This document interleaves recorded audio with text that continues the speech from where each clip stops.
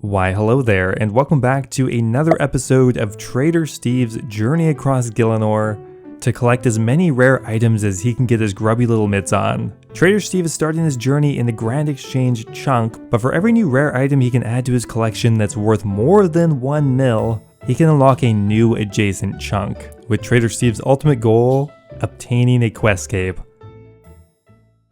Last time on Trader Steve, I finally finished up with the Morytania region. That's not to say there's nothing left there for us, there are a few quests that we still have to do, but the vast majority of the useful content, at least for me at this point, is finished. So that begs the question on where are we going next, and there's a ton of different options. The difficulty isn't finding a good moneymaker in Gielinor, it's finding one that is reasonably close and attainable with a small amount of chunks. I looked at a lot of different bosses, but unfortunately many of them just have a lot of quest requirements, which means a lot of chunk requirements. Like we looked at Dragon Slayer 2, but that's going to require a lot of chunks. I looked at unlocking the Phantom Muspa. That's an insane amount of chunks, I couldn't even count how many. There's Tombs of Masket, which will be dozens of chunks.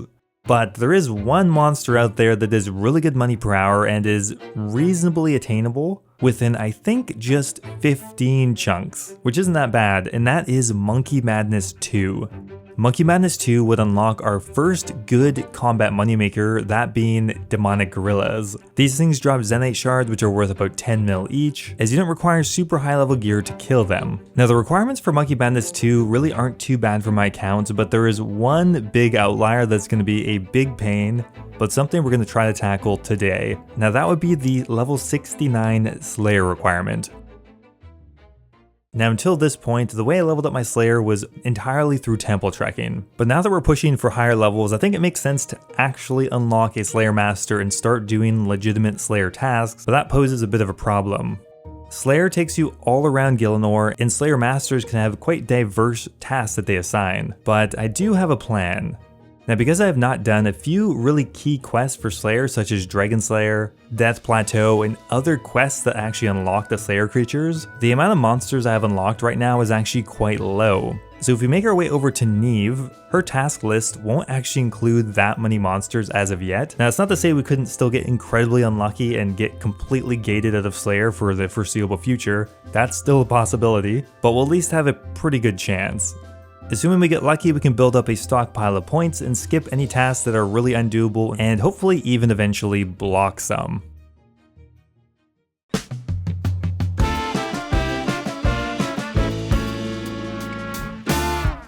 Now regardless of what we do next, we're gonna need some money. Luckily though, I've been grinding out the Hallowed Sepulchre for weeks now and we're about to hit a really big level. There is 80 agility. That's been in the works for a long time. I still can't believe agility is our highest level skill pretty much. We are now so close to finally getting that 4th floor unlocked, but we've still got a ways to go. So here's the loot all the way, I think from 72 to 80, I've been saving up all of it, and we're finally able to sell it off. We ended up with 9 strange old lockpicks, 1,500 hallowed marks, and around 8 mil in loot, so just a ton. So we actually have half of the dark acorn if we wanted, but I don't think we're gonna do that now. Instead, we're gonna buy 15 hallowed sacks, which maybe I should have done that before I sold everything off, because now we have to do it again. Well, that brought us another 1.5 mil, and after selling everything off, we're at nearly 8 mil. So Neve is really far away, but luckily we unlocked a really useful natural form of transportation, that being the hot air balloon system. I honestly didn't even realize that this was a hot air balloon route until a couple of months ago, but we can go from Entrana, which we have unlocked, right to the Gnome stronghold. And that is definitely what we're gonna do. So I went ahead and bought the jar of stones and we're gonna chuck that in the bank. Our Trader Steve merchant tab is now up to 100 mil. That's really exciting.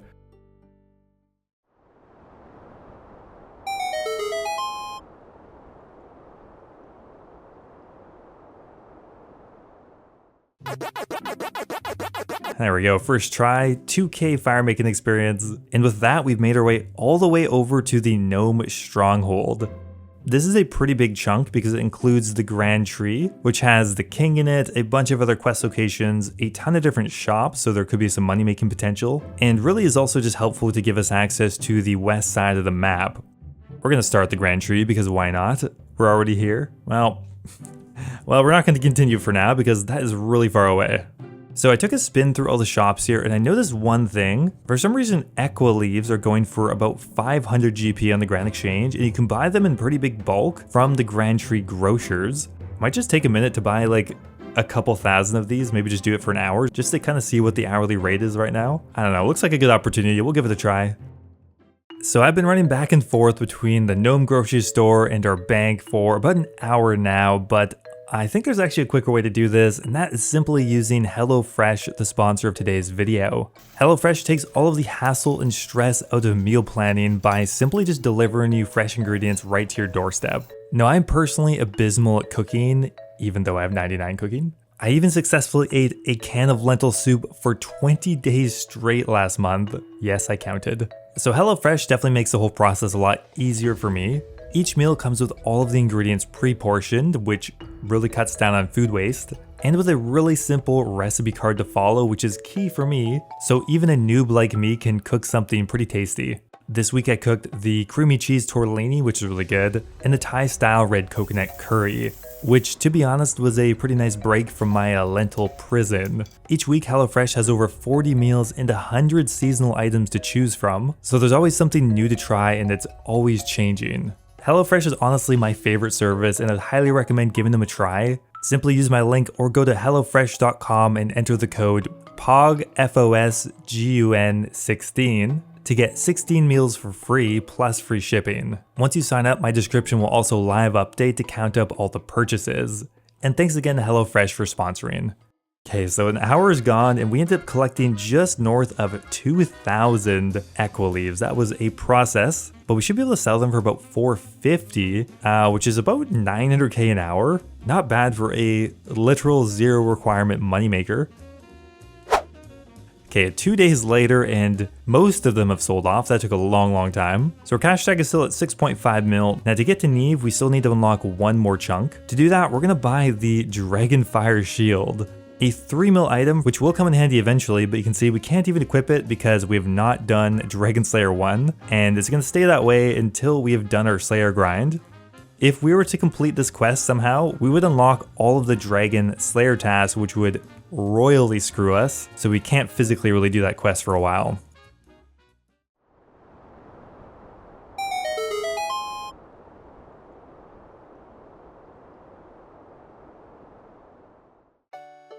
So with that, we unlocked the Gnome Agility course. You know, we're a little bit past that at this point. Some quest locations, 2 tree patches, and what looks to be Neve, although not the Slayer Cave, unfortunately. Now, unfortunately, the Stronghold Slayer Cave is probably just as important as getting Neve unlocked. Sure, we can get tasks from her, but the majority of them are in this cave. And if you guys recall, a long time ago, I grabbed my first Slayer task from Vanica, which means I can do it as soon as I unlock this cave, which means pretty much right away we need to go buy another item. What we're going to purchase is the Enhanced Crystal Teleport Seed, a 2 mil item that is pretty much entirely useless for me right now. Ah well, it's going in the bank.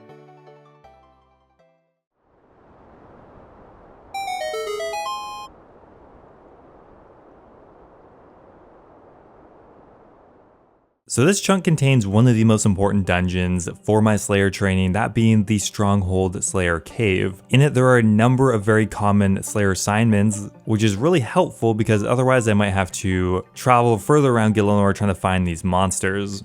In this dungeon, there are Bloodvelds, Hellhounds, Fire Giants, Aberrant Spectres, and Ankus, and this dungeon will cover a good portion of Neve's assignment list, but not everything.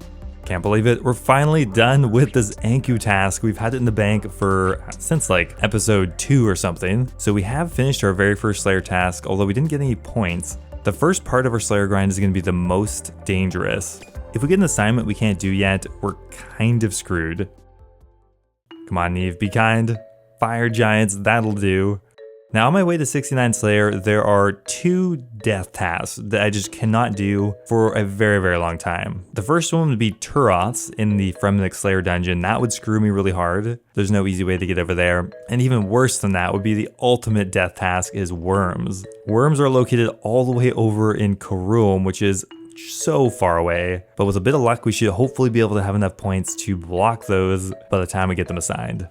Okay, Black Demons, again, not bad. While they're not in the Slayer Cave, we do have them unlocked actually thanks to the Taverley Dungeon, which we unlocked a couple episodes back. Without that, we would be screwed right now. It's kind of an expensive task because I'm praying the whole thing. But after an hour and a half, we're finally done with 146 Black Demons for 23,000 Slayer experience though. Pretty dang good. Okay, this is for task number 4. Please be nice. Fire Giants again, we'll take that. So with that Fire Giant task, that has brought us to 54 Slayer, and only one more task until we start banking up points. What are we gonna get? Cow fights, that's an interesting one. That one I actually don't have unlocked right now, but it's not that far away to be honest. The easiest way and probably the best location to unlock for cow fights is going to be in this chunk right here, the Shanty Pass. We'll need 2 chunks to be able to get over there, but they're significant quest locations, so we'd have to get them eventually anyway. But well, that's still going to cost us. Oh yes, look at that, it's beautiful. We finally got one, a blood shard. We've been AFKing these Firewatch Sentinels whenever we get a chance, but I think we've killed like 2,000, so we're a little over drop rate, but not like hugely. The blood shard is a 6 mil item, and we're gonna chuck that right into our collection tab. This is the first time this has happened, but when I get a rare item from a drop, if it's on the list, it's going right in the bank, and we're automatically going to be unlocking our next chunk. If we get another blood shard in the future, we of course can sell it off, but this one is going in the bank, and just like that, we get another chunk to unlock.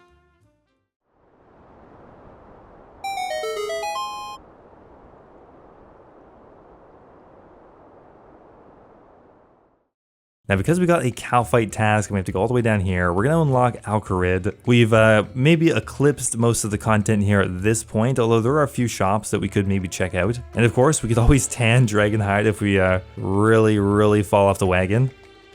So after a solid month of Sepulcher, we've finally done it. That is 82 agility, which is a massive level because we get the 4th floor now. This is when the money really starts to ramp up. The average loot per chest goes from around 13,000 up to 20,000, plus you get 2 loots on the 4th floor as well. So our GP per hour just went up a ton, plus we're gonna get strange old lockpicks way quicker. It's just a massive level.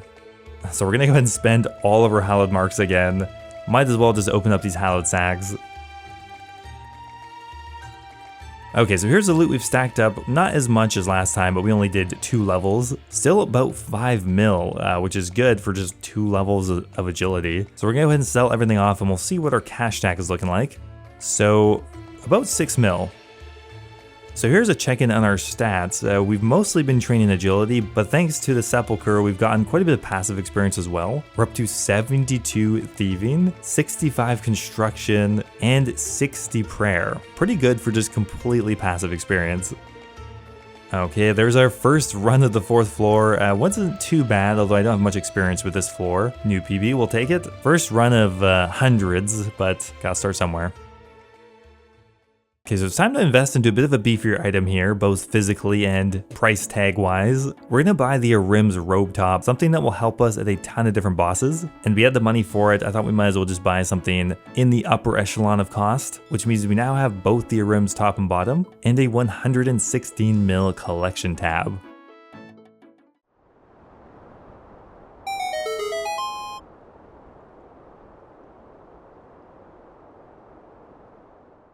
So with that, we unlocked the Shanty Pass. There's not a ton of content here, albeit there is a bunch of quest locations, and of course, most importantly, the cow fight dungeon. Luckily, the dungeon is in this chunk, otherwise we might not be able to justify unlocking it, but yeah, we can finally finish our Slayer task.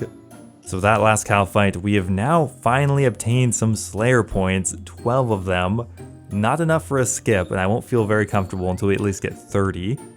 Okay, this is an interesting one. Greater Demons. On first glance, you would expect that to be really easy, but it's not really unless I want to unlock some more chunks, which I don't really want to. Now, after looking at the wiki, I've looked at all the Greater Demon locations, and I do have access to one, but it's not in a great location. It's in the Entrana dungeon.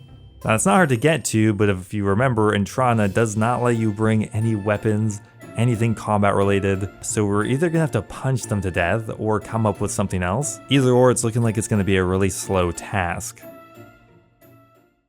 Okay, I've come up with an idea and I'm really excited about it. To complete this task, I think there's only one realistic way to do it. We need to become RuneScape's best smuggler, a modern day pirate. What am I talking about? Well, there are certain items that you can bring to Entrana that are not on the ban list, and there's ways that you can craft them into weapons and armor that will allow me to make this task actually bearable.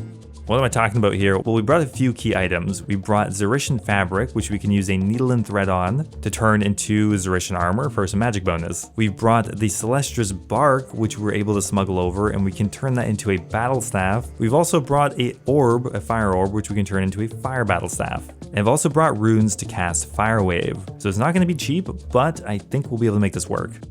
So the moment of truth, did the wiki lie to me? Oh, I don't even know why I doubted them. We got the best wiki, there's no doubt about it. So now that we've smuggled all our items over to Entrana, here's where we're going to convert them into usable items. We're going to use the knife on the Celestra's bark, turn that into a battle staff, use the fire orb on it to turn it into a fire battle staff. We're going to use our needle and thread on the Zerishan fabric to make a full set of Zerishan armor. And just like that, you know, we got a pretty decent mage setup. Okay, so apparently we might have to go down into the dungeon first before we actually convert our items. No stress though, by going back to the Grand Exchange, I found 2 more items we could smuggle over. The Tome of Water for some reason, no explanation there.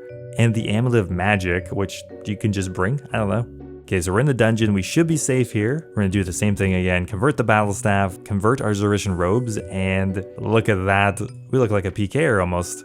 So with the setup, we just run over here to the greater demons and we're going to fire wave them down one at a time.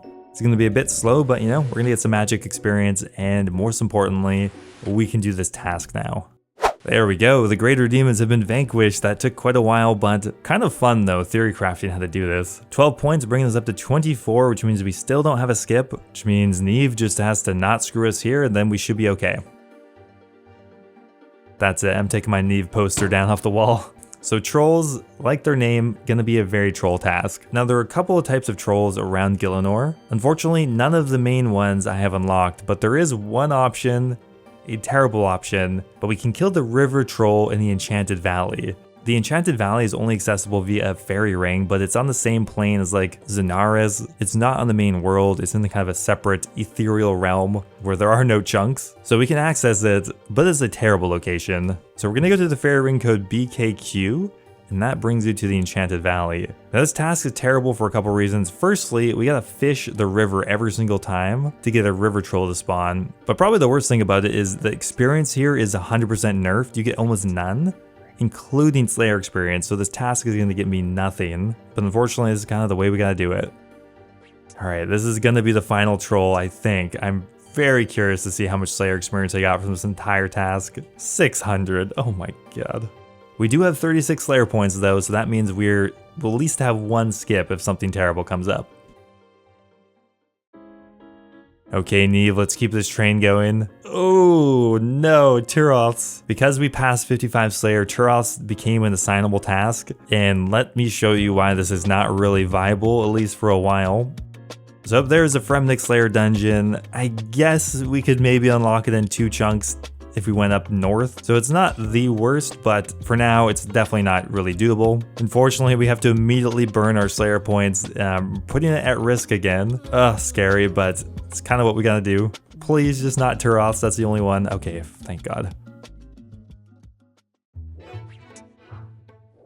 There we go, finally, that is our 10th task done in a row, which means now we're feeling a little bit safer. We got some extra points, bring us up to 90 points, which is 3 skips or almost 1 block. Assuming we don't get screwed right here, cow fights, that's fine. Oh god, I don't even know what happened here. I didn't bring any food for some reason and I wasn't paying attention. The greater demon almost killed me. We still have 117 left and we just have to make no mistakes here. So there is 83 agility, which means we got an entire level at the Hallowed Sepulchre floor 4, and the loot is looking really, really good. Like, significantly better. We have 7 mil, okay, well that 1 mil shouldn't be in there, but we got 6 mil in loot in just a single agility level, which is really insane. Pretty much the only reason we're able to afford everything right now. After we dump most of the cash, we're at 6 mil. We're gonna keep the blood runes though for Slayer, I think. Okay, we are back for revenge. This greater demon may or may not have killed me, but there we go, the task is done. Bringing our Slayer points up to 114, which means we now have enough for 1 block. Hopefully we won't need it for a while though. Okay, another big agility level coming in, 84. Nothing super major at that level, I don't think. Okay, here's a task I haven't actually gotten very much. Mutated Zygomites. Luckily they're located in Zenaris. Kind of an annoying task, but you know, free points, we'll take them. So I'm going to invest a little bit of money into some tank barrows gear. I think this will still be cheaper than just praying against some of the higher hitting Slayer monsters. This is particularly for Hellhounds, which I'm getting a ton. We also have to stock up on magic logs because that's the only way for me to get over to the Gnome stronghold right now.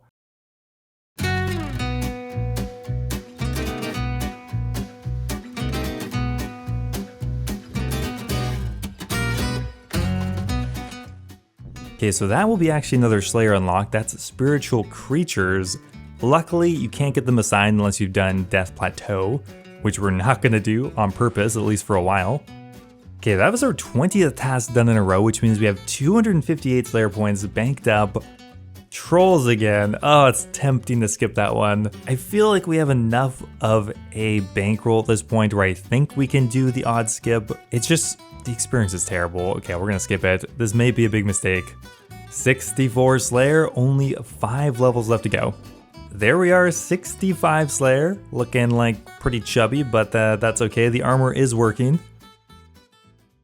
Okay, it's time to grab another task here. Worms, it finally happened. We dodged that actually for quite a while, but this is the death task. We 100% have to block this. Upon further consideration, the Fremenic Slayer dungeon actually is reasonably close, but this one is so far away, we have to block it right now. Luckily, we have a good bankroll now of 300 Slayer points, no issues there. Now, we only have a single block slot right now, and interestingly, the block slots are locked by quest points, which if we need to block another monster soon here, we're gonna have to figure out a way to get 100 quest points within my unlocked regions, which will be pretty interesting to see if it's actually possible yet.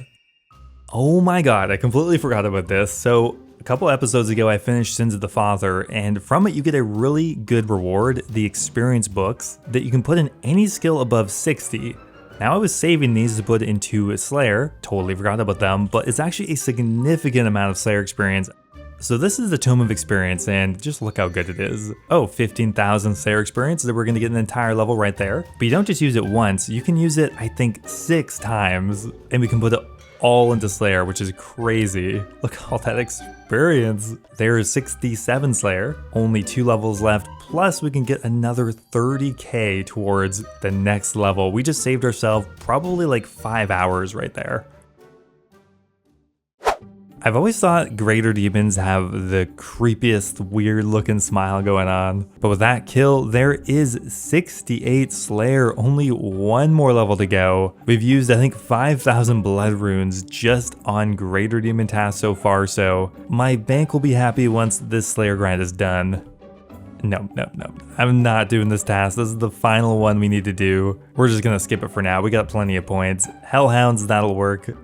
So finally, this kind of precarious Slayer grind is done with. That is going to be 69 Slayer, and that's really all the Slayer training I can do for now. If I get even 1 more level, I'm going to need another block slot. At 70, I unlock Cuirass, and I can't do those yet, so we're going to stop here for now until I can complete a few more quests. So that is finally one of the most difficult skill requirements done for Monkey Madness 2. But we still have a lot of other requirements. Oh, okay, so this is a really good segue now with this genie lamp into the next most difficult skill grind for this quest, and that is going to be Hunter.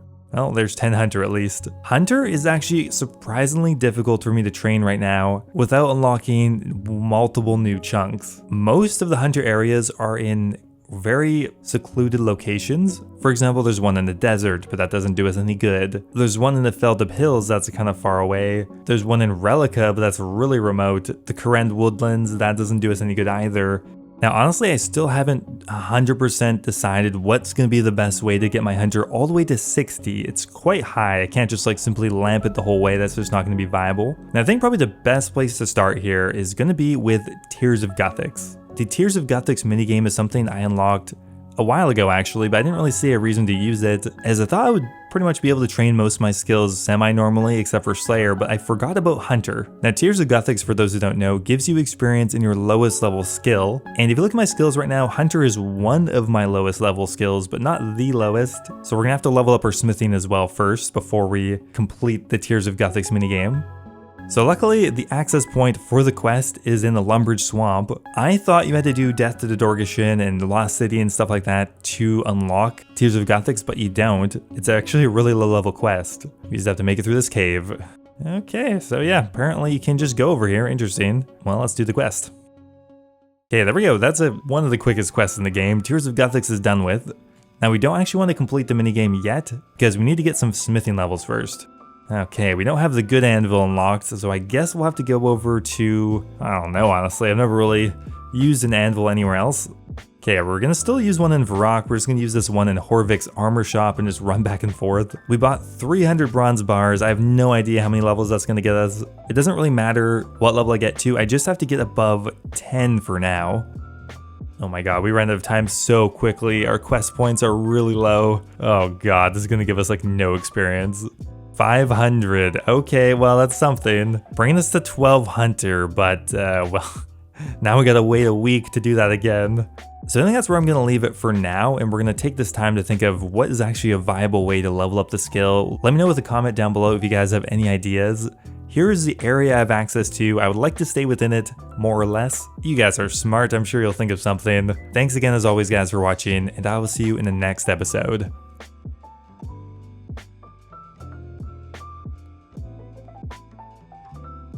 Now, before I go here, I want to give a giant thank you to all of my members over on YouTube. Thank you so much to Alejandra, Mitch Reinders, The Hybrid, and Kush Patel for all being subscribed at the Dragon tier. You guys are awesome. I do really appreciate it. Also, thank you to Kapersky, YoYoSub89, and NDM0001 for being subscribed at the Runite tier. Thanks everyone again, and I'll see you next time.